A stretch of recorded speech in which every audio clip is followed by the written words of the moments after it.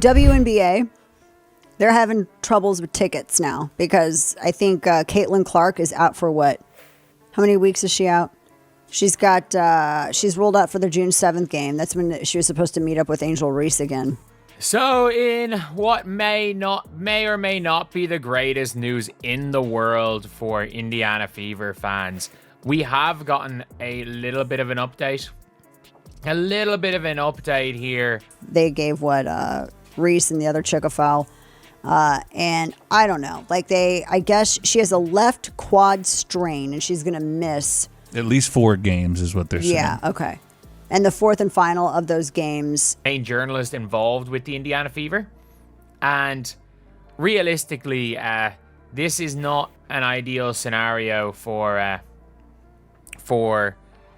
anyone, but it's an update. Caitlin Clark goes down for the season, and almost instantly, ticket prices collapse. We're talking a drop from nearly $90 a seat to barely above $60. That's not just a dip, it's a free fall. But here's the real question. If one rookie's injury can erase millions in ticket value overnight, what does that actually say about the WNBA's future? Stay with me, because what looks like a single injury is exposing cracks in the entire business model. Before we move on, I'd like to ask you a small favor. If you appreciate this content, please take a second to like this video and subscribe to the channel. Over 98% of you watch the videos without subscribing. It costs you nothing, but it makes a huge difference to us. So did you click the subscribe button? Great, thank you so much. Now back to the video. Imagine paying $137 for a Fever road ticket one week, then coming back the next week and seeing those same seats being listed for barely $80. That's not some tiny shift you'd expect in a normal season. The game against Sky. And so they said after her injury was announced, so check this out. The game on June 7th, the tickets were originally $86. Same seats, now $25. After her injury announcement. To say that she doesn't have any extra information is wrong. She 1,000,000% has extra information. She 1,000,000% has information that we don't have. But I don't know, again, I don't think she's got. That's a 71% drop in price. Over 71% drop in price. Because she's not going to be in the game. And it's the largest arena in terms of capacity in the NBA. This is where the Bulls play. So they're at the United Center, and that's where Bulls play. Anything too crazy? I wouldn't be surprised if she knows what some people in the Fever organization do, and I'd say it's very much kept under wraps what's going on with Caitlin Clark. But let's take a listen right here. That kind of collapse doesn't show up unless something big happens. And in this case, it's the moment Caitlin Clark was gone. That single injury didn't just take one player off the court. It took 30% off ticket values almost instantly. Think about that for a second. League-wide average seats that were sitting near $89 slid down to $62 in less than 48 hours. That's what a market correction looks like in sports, and it's brutal. It's tempting to look at $20 or $30 and shrug, but what we're seeing goes far beyond a normal dip. If you're watching a live game on TV, the first thing you'll notice is the crowd. Every empty patch of seats tells you how strong the hype is. Well, in those same days after Clark was announced out, arenas that were buzzing suddenly looked quiet. Ticket resale sites that had buyers lined up for weeks suddenly showed whole rows open. It's a real-time crash that makes the league feel like the air got sucked out of it. That's not just a setback, it's an earthquake that cracks the ground underneath the promise of growth. And nobody felt that earthquake harder than the Indiana Fever on the road. Her away games had been gold mines. And so, wow, can you imagine? And the Sky's home games, they usually do them at Wintrust Arena, and that seats 10,387. The United Center seats. Actually, that is a positive. The fact she's running up and down, a lot of people are like, oh, the groin injury is lateral movement and stuff. But I'm like, it is. It 100% is. But also the lack of severity in this current groin injury. 23,500. Oof.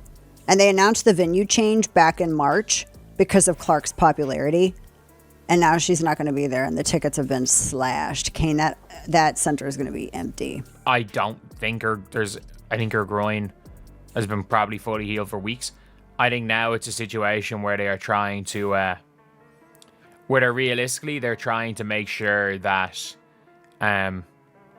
she doesn't get hurt again. People in other cities weren't paying top dollar just to see their own team. They were paying to see her. But when news broke she wouldn't be touching the court, those same road tickets collapsed by more than 70%. Imagine a seat that had no chance of dropping below triple digits, suddenly changing hands for the price of a dinner. That kind of drop changes everything for venues who were budgeting big nights around one rookie's schedule. Now here's where it gets crazier. It's not only Indiana fans feeling the slump. Playoff tickets across the league, those should be the premium product, the crown jewel of the season, started selling for shockingly low prices. We're talking cuts from over $200 down to as little as $25, and we're not exaggerating. That turns what should be an elite event into almost a clearance sale. That's the type of number that makes the sponsors nervous, because if fans won't show up for postseason games, how much elite energy is really there? Here's why this matters so much. When venues start seeing empty seats tower over the ones filled, they don't just shrug, they scramble to fix the optics. And right now, teams are reportedly moving games into smaller spaces just so it doesn't look half empty on TV.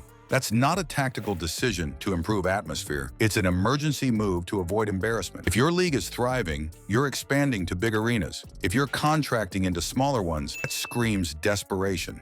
The problem is, for months, the WNBA was pushing a story of endless momentum. You kept hearing about packed houses, sold-out environments, and the birth of a new era. But when one rookie steps out and numbers fall off a cliff this hard... But, racism or something. I don't know. Like, why are they trying to infuse that? Well, look, Brittany Griner, who I can't stand, and I'm sad that she's a Baylor grad, wasn't she on the sidelines and wasn't she trashed? Trying to get her back out, because I do think that had she not been injured 3 times, she'd be playing right now. That's probably likely. She hasn't, come back to practice yet. The Fever didn't hold practice or an official practice yesterday. Well, that was the lip reading. Audio soundbite 16. Yeah, she called her a trash expletive white girl. Well, you can watch it and watch her own mouth. She's sitting on the sidelines and she's just running her mouth. They didn't hold shoot around this morning. So last time I saw them in a practice capacity was shoot around on Tuesday. And that was, Caitlin was there for the first couple minutes when everyone was just warming up, and then... You have to question how solid that boom ever was. Was it real growth or just rented hype-riding shotgun with a single star? Because numbers don't lie. Tickets dropping 70% overnight doesn't sound sustainable in any sport. And here's the scary part. Tickets are the front-facing part fans see. Behind the scenes, those numbers are what corporate sponsors and TV networks use to justify pouring in money. If values evaporate this fast, how long before companies decide their investment isn't safe? If television ratings follow the ticket market down, that's the kind of double hit that can cut partnerships right off the books. So when people ask what this free fall proves, the answer is clear. It shows the league was leaning on Clark to a degree nobody wanted to admit. One rookie's injury didn't just pause excitement. It triggered a multi-million-dollar market reset in real time. It's proof that the foundation may not be as strong as advertised. And if prices keep collapsing and seats keep opening up, the next question isn't about ticket sales anymore. It's whether the future of the entire league is collapsing right along with them. Clark's injury didn't just hit the Fever. It showed how fragile the whole league's rise actually is. For months, it looked like women's basketball had finally grabbed steady momentum. But one absence dropped ticket sales, emptied arenas, and shook confidence everywhere. That points to something deeper than bad luck. So here's the real question. Do fans and league leaders want a model that only shines when one rookie plays? Or do they push for something built to last past any single star? Because if nothing changes, this might not be remembered as a turning point. It might be remembered as a bubble.